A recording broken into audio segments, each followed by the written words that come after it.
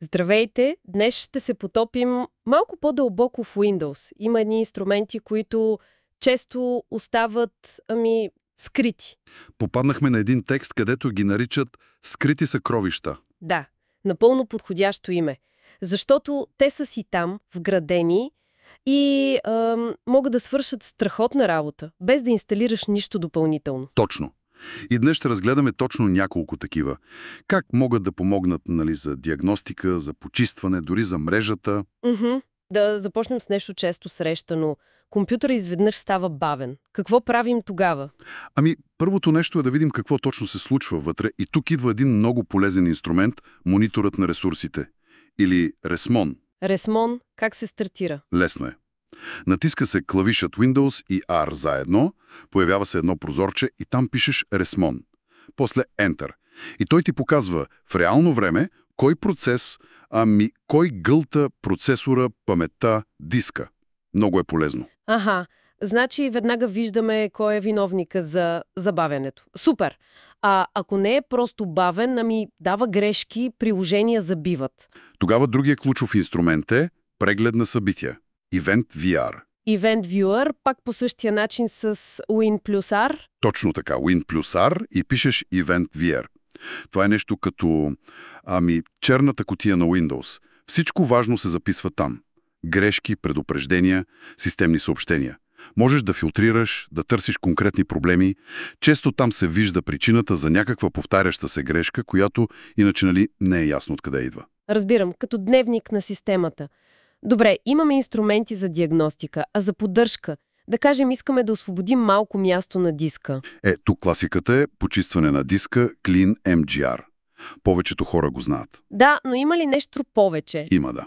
Много хора пропускат една опция вътре – почистване на системни файлове.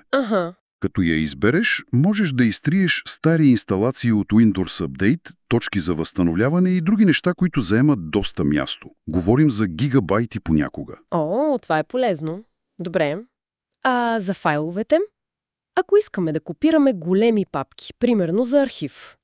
Чувала съм, че стандартното копиране не е най-доброто. Така е, особено при големи обеми или през мрежа.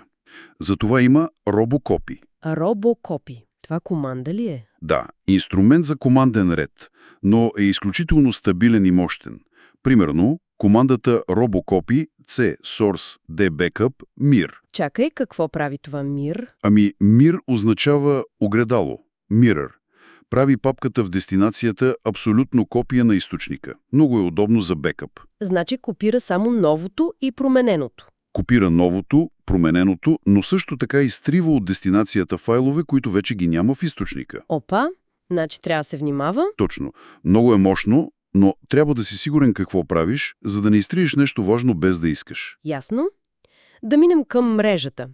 Как най-бързо да проверя дали имам интернет връзка? Най-лесният начин е с командата ping.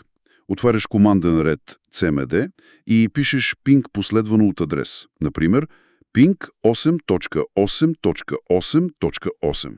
Това на Google сървър, нали? Да, един от техните DNS сървъри. Ако получиш отговори, reply from, значи имаш връзка извън твоята мрежа. Ако не, проблема е или при теб, или при доставчика ти. Най-вероятно. Просто и бързо. А ако искам да видя, какви връзки има компютърът в момента? Кои програми говорят с интернет? От съображения за сигурност, да кажем. Затова има друга команда. netstat-gano. Пак в командния ред. netstat-gano. И какво показва тя? Показва списък на всички активни TCP и UDP връзки, кои портове слушат, към кои външни адреси е свързан компютърът и най-важното, кой процес, по ID, използва всяка връзка. Така може да се види дали някоя програма не прави нещо неочаквано в мрежата. Точно така. Помага да засечеш някаква подозрителна активност. Добре, това са полезни мрежови проверки. Стигаме и до инструментите, с които трябва да се пипа много внимателно. Да. На първо място, редакторът на системния регистър Regedit. Regedit. Там са всички настройки, нали? Абсолютно всичко. Настройки на Windows, на инсталираните програми. Влиза се лесно Win плюс R Regedit, обаче една грешна промяна там може да счупи системата. Сериозно може да я повреди. Затова правилото е преди да променеш каквото и да е, винаги прави експорт, т.е. архив на ключа или клона, който ще пипаш. Винаги. Запомнено. Добре, това беше важно предупреждение. А има ли нещо по-безобидно и любопитно сред тези скрити инструменти? Има, разбира се. Например, записващо устройство за действие или PSR. PSR.